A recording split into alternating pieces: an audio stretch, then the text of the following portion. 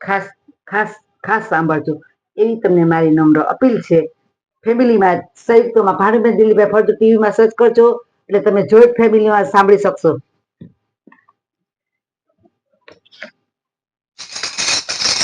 પ્રભુને યાદ કર. આવે રે કાના આવે રે કાના આવે રે તારા આવે રે તારા બાળ બોલાવે આવે રે કાના એ જાગે રે કાના જાગે રે કાના જાગે રે તારા હે જાગે રે તારા બાળ જગાડે જાગે રે કાના જાગ હે આવે રે કાના આવે રે કાના આવે રે તારા બાળ બોલાવે આવે રે કાના આવે રે તારા બાળ બોલાવે આવે રે કાના આવ. ફેમિલીમાં ખાસ ખાસ ખાસ ને વાંચજો. હે ગણપતિ દાદા રીધી સીધી સહિત તમે અમારા શિવ પુરાણ વાંચી એમાં હાજરીઓ અમારી ભૂલચૂક થાય તો માફ કરજો. અમે તો ગાંડા ઘેલા છીએ, મારાથી કદાચ અને કાંઈ ભૂલ થઈ જાય તો ક્ષમા માંગુ છું. આપણે પેલા શિકાર સંધ્યા લેશું.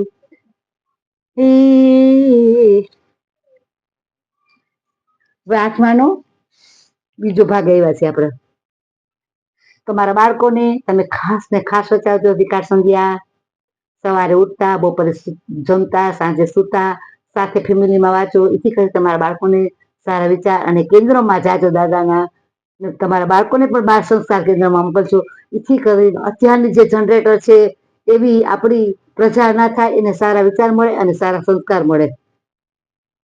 કરાગ્રે વસતે લક્ષ્મી કર મૂલ્યે સરસ્વતી કર મધ્યે તુ ગોવિંદમ પ્રભાતે કર દર્શનમ સમુદ્ર વસને દેવી પર્વત સ્તન મંડલે વિષ્ણુ પત્ની નમસ્તુભ્યમ પાદ સ્પર્શ સ્વમે વસુદેવ સુતમ દેવમ કંસ ચારુનમદનમ દેવકી પરમાનંદમ કૃષ્ણમ વંદે જગદ્ગુરુ કૃષ્ણમ વંદે જગદ્ગુરુ. આપણે બીજા ભાગના આઠમાનો બીજો છે.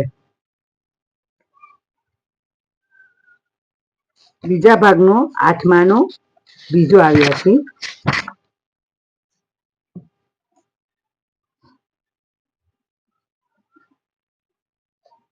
ભગવાન વેચાઈ જતા ઉપરના ભાગે સ્વર્ગ ને નીચેનો ભાગ પૃથ્વી.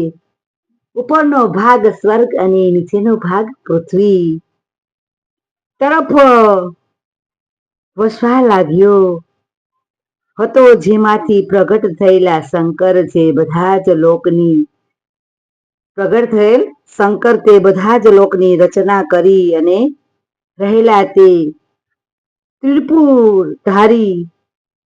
ત્રિપુરધારી બ્રહ્મા વિષ્ણુ અને મહેશ નામે હતા. ત્રિપુરધારી બ્રહ્મા વિષ્ણુ અને મહેશના નામે હતા. જેમાં અમો બંને તે સમયે મહાદેવને વેદ મંત્રોથી સ્તુતિ ભૂષણા ભૂષિત અને શિવની સામે અમો પ્રગટ થઈ કૃતકૃત્ય થઈ અને પ્રણામ કરવા લાગ્યા. ત્યાર પછી તેમના દ્વારા 48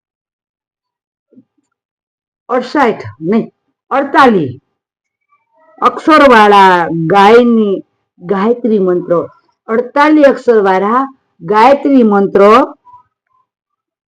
8 મંત્રાઓ અને કલાઓ વાળા મંત્ર મૃત્યુંજય મંત્ર ચિંતામણી મંત્ર તથા દક્ષિણ મૂર્તિ મંત્ર વગેરે ઉપસ્થિત થયા.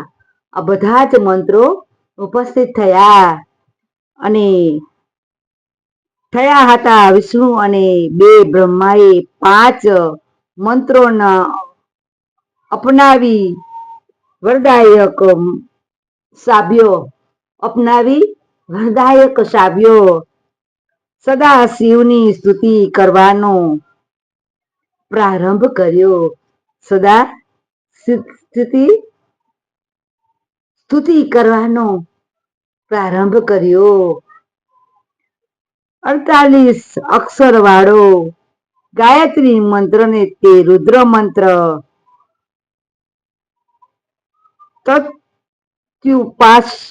તત્યુપાય વિમ્રવહે મહાદેવાય ધીમહિ તન્નો રુદ્ર પ્રચોદયા.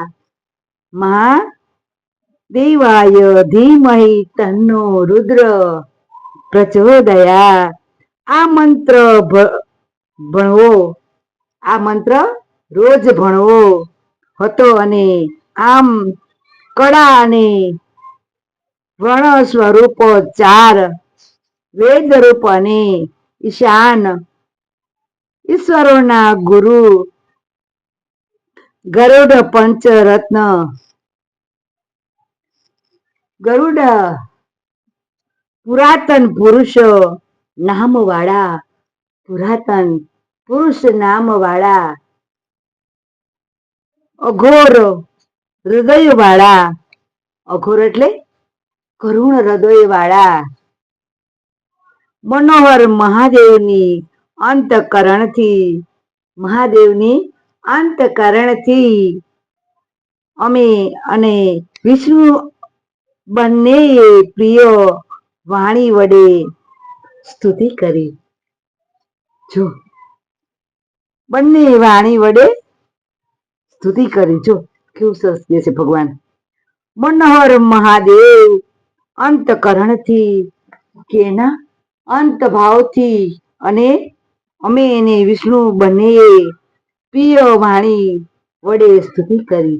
ભાવ પ્રેમથી એની સ્તુતિ ચાલુ કરી. જો ભગવાન ઉપર કેવી લીલા છે ભગવાનની. અમે તો અમારા સમાજમાં સ્વાધ્યાય કેન્દ્ર થતું તો ત્યારે શું આપણે નાના હોય તો કઈ ખબર ના પડે. હું તો બંધ કરીને રૂમ બંધ કરીને પડી રહેતી અને ઘણા મને આગળના ભાવ ફેરી એના ભજન કીર્તન બધા મને અમુક ના રાગ આવડે અને દાદાના અમુક ભજન પણ આવડે. પણ કોઈ દિવસ હું સ્વાધ્યાયમાં ના ગઈ. મને એમ થયું કે હું જાગી મને ભગવાને જગાડી અને મોડી જગાડી. ભગવાન તો અત્યાર સુધી ક્યાં ગયો તો? તે મને ક્યાં રાખી હતી? ભગવાન હવે તું મને શક્તિ દે કે હું તારું 2 શબ્દ મગજમાં ઉતારું અને બીજાને ભગવાન તારા વિચારો આપું એવી મને શક્તિ દે. કે બાળકો છે અત્યારની જનરેટર બિચારા, જો આપણે હું એમ નથી, તમને એમ થશે કે આ ભાનુબેન તો સલાહ દે છે. જો આપણે ભગવાનને મારા ઘરવાળા, હું મારા જ ઘરવાળાનું કહું, મારા ઘરવાળાને ટીવી વગરનું હાલતું. એને મનોરંજન કાંઈક જેઠો આ તે જોઈ ટીવી વગર એક સેકન્ડ ના જેવા ઘરમાં ગયા નથી અને ટીવી ચાલુ કર્યું નથી. હું વાંચતી હોઉં તો એ સાવ મૂંગું કરી નાખે કે ના ભગવાનને એ બીજાને સારા વિચાર મળે છે ને ભગવાનના, તો તારે વાંધો નહીં. સાવ મૂંગું કરી નાખે. એક સેકન્ડ વાર ટીવી વગરનું હાલે ને વિચાર કરો. જેવા ઘરમાં પગ મૂક્યો નથી અને સ્વિચ ચાલુ કરી નથી. ને હું કહું ને વાંચતી હોઉં કઈક પરિસ્થિતિ એવી હોય તો એ સાવ મૂંગું કરી નાખે કે ના તું વાંચી લે. બોલો, એનો સ્વભાવ એની પાસે જ હતો અને ભગવાને મને શક્તિ દીધી. મારા સાસુ કહી ગયા હતા, બેટા તારે મારા દીકરાનું ને મારા છોકરાનું ધ્યાન રાખવાનું છે. હું પહેરીને આવી તો મારા સાસુ 6 મહિના મારા ભેગા રહ્યા ને બિચારા સ્વર્ગવાસ વયા ગયા. અને અમારા તો 8 દિવસમાં મેરેજ થયા હતા.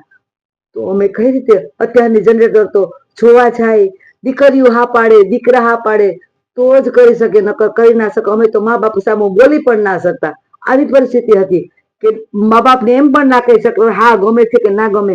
એવી પરિસ્થિતિમાં અમે કે ઓકે, માવતર કે હા તો કે હા, ના તો કે ના. માવતર તો આપણું ખરાબ ઈચ્છતા જ ના હોય. અત્યારની જનરેશન 10 વાર પૂછવું કે બેટા તને ગમે છે કે નહીં, તો આપણે આગળ વધીએ, નકર ના વધીએ. તો અત્યારના છોકરા છોકરીઓને તમે જુઓ તો કોઈના છોકરીઓ મોટી થઈ ગઈ છે, છોકરાઓ મોટા થઈ ગયા છે, તો એક સાઈડ લેટકો કરો અને ટાઈમે છોકરાને એની ઘરે મોકલી ભગવાનને કહી ના છોકરા સો ની ઘરે વયા જાય અને આપણે એવું લાગે તો આપણે લેટકો કરવાનું. એ લોકો ના લેટકો કરે તો આપણે પેલા આપણા ભાણામાં માથું ડાળવું. આપણી ક્યુ પાસો છે, આપણી કઈ પરિસ્થિતિ છે, પછી સામે વાળાનું જોવાનું. પેલા આપણા ભાણામાં માથું ડાળી અને પછી ના આપણે તો કરોડોપતિ હોય અબજોપતિ હોય તો જ મારે કરવું છે, નકર અમારે નથી કરવું. નહીં, એવું નહીં. આપણી પરિસ્થિતિ કેવી છે, આપણો સમય કેવો છે, તો આપણું જેવું હોય એ પ્રમાણે સામે પાસું ગોતો. કોઈને આ તો પોતાની પરિસ્થિતિ ખરાબ હોય ને એમ કે ના અમારે તો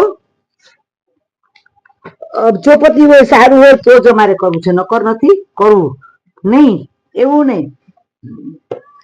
પેલા